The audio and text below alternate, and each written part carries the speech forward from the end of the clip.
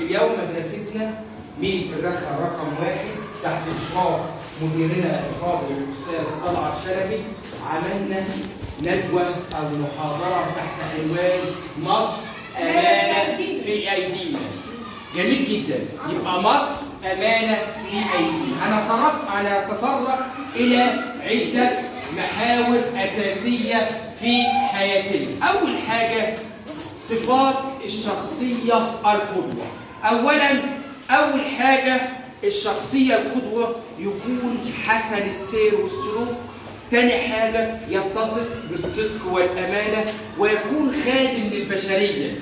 أولاً عندنا في مصر الحبيبة قدوات كثيرة في كافة المجالات. يبقى أول حاجة أعزائي الطلبة والطالبات اللي تعرف إن المبادرة بتاعتنا مصر أمانة في أيدينا. أول محور صفات الشخص القدوة عرفناه. أول حاجة يكون حسن السير والسلوك، طبعا سيرة مشهورة. تاني حاجة يكون خادم للبشرية. خادم للبشرية في كافة المجالات، مجال الزراعة، الطب، الصناعة، كافة كل حاجة. تاني حاجة نيجي بقى على شخصيات نقتضي بها. اخترنا شخصيات من عصور مختلفة. أول حاجة ابن النفيس. تاني حاجة حسن بن الهيثم، شخصية عربية أصيلة. ابن حسن ابن الهيثم. تاني حاجة شخصيات حديثة هنعرفها مع بعض الطباع. يبقى يا ولاد أول حاجة صفات نقتضي بها. اتفضل يا حمزة قول لي أول صفة نقتضي بها. ابن الهيثم وفاطمة الطاهرية، ابن نفيس، الدكتور مجدي يعقوب، الدكتور مصطفى محمود، الدكتور أحمد زويل، الدكتور جمال حمدان، الأديب نجيب محفوظ. دي شخصيات الذي نقتضي. شكرا يا حمزة اتفضل. يبقى يا ولاد أول حاجة أني مجموعة من تاريخنا شخصيات نقتضي بها. أول حاجة الدكتور مجدي يعقوب خدم في مجال الطب. الأديب نجيب محفوظ خدم في مجال الأدب والفلسفة وكان راجل حكيم وله روايات عظيمة.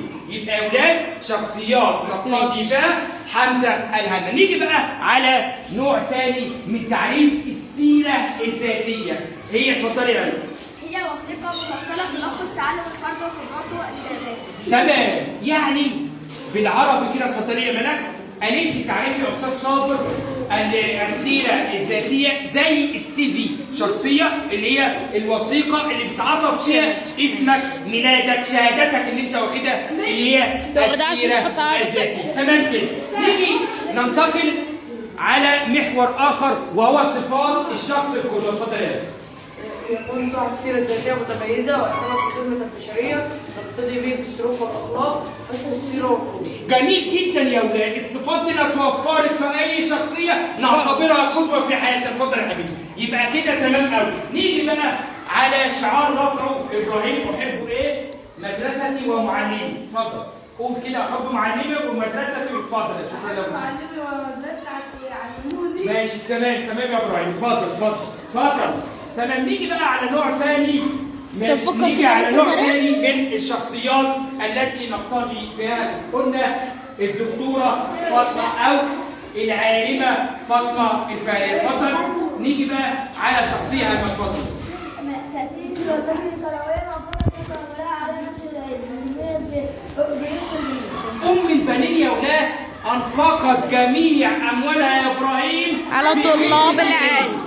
شفت القدوة الجميلة العالمة فاطمة طبعا. برافو عليك، جميل جدا. أضاف معلومة يعني ضحت بأموالها فداء للعلم. دي تعتبر قدوة. نيجي بقى على الحسن ابن الهيثم، شخصيات قديمة. ماشي اتفضلي. الحسن ابن الهيثم اتفضلي.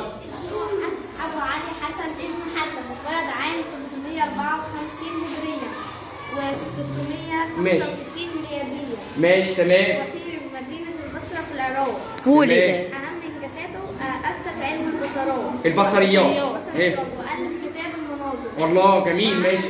وعمل إنعكاس الضوء. طور طرق بصحة الأشكال الهندسية. شوفوا انجازاته يا جماعه. اهم حاجه انجازاته عمل جميل جدا. نيجي يا محمد على طيب شخصيات نقتدي بها. ماشي عادي. نقول نذكر بالشخصيات التي نقتدي بها مع جانا. اتفضلي يا شباب. ابن الهيثم، علي صوتك. البحرية، ابن النفيس، الدكتور مجدي يعقوب، الدكتور مصطفى محمود، الدكتور احمد زويل، الدكتور جمال حمدان. الشخصيات دي نفتكر ان الشخصيات دي شخصيات ايه؟ مصريه. تمام. نيجي اتفضل يا حبيبي. اتفضل. تمام عادي احنا بنفكر بيهم. نيجي بقى على نقاط اساسيه في ابن النفيس. اتفضلي يا مالك. عمل ايه ابن النفيس؟ أساس المؤلفات في أصول الفقه والعقيدة، اكتشف الدورة الدموية الصغرى، شرح وظائف القلب والرئتين، كتب في الفلسفة. ايه الجمال ده؟ يعني حاجه قدوه، خدم البشريه. ما انا بقول لك طالما الانسان المصري خدم البشريه يعتبر قدوتنا. يجب اعزائي الطلبه والطالبات ان نقتدي بصفات الشخص القدوه ونبتعد عن القدوات المشبوهه او القدوات المزيفه. يعني يقول لك لا، القدوات الاصليه التي تخدم البشريه. يبقى عنوان المحاضره اللي قمنا بها في مدرسه مين رقم 1 وانتوا عملتوا لافتات بقى مصر امانه في ايه؟ خدنا شويه علماء كقدوه، خدنا صفات الشخص القدوه، خدنا العالم ابن النفيس، خدنا شخصيات نقتدي بها وجانا قالتهم لي اسمك ايه؟ حمزه وقالهم لي. نيجي بقى على تعريف السيره الذاتيه وعرفنا الدكتوره العالمه فاطمه. يبقى يا اولاد نحن نحب المدرسه ونقتدي به. يبقى احنا عنوان مبادرتنا مصر امانه في ايدينا، وعرفنا السيره الذاتيه وصفات الشخص القدوه ونبتعد عن الصفات الشخص القدوه السيئه. تمام؟ يبقى عنوان محاضرتنا كلنا مع بعض مصر امانه ايه؟ في ايدينا. قولوا كمان. مصر امانه في ايه؟ في ايدينا. مصر امانه في ايه؟ في ايدينا. مصر امانه في ايه؟ في ايدينا. احكوا مدرستي ومعلمي. قولوا تاني كده. والى لقاء اخر في مبادرات اخرى تحت اشراف مدرستي.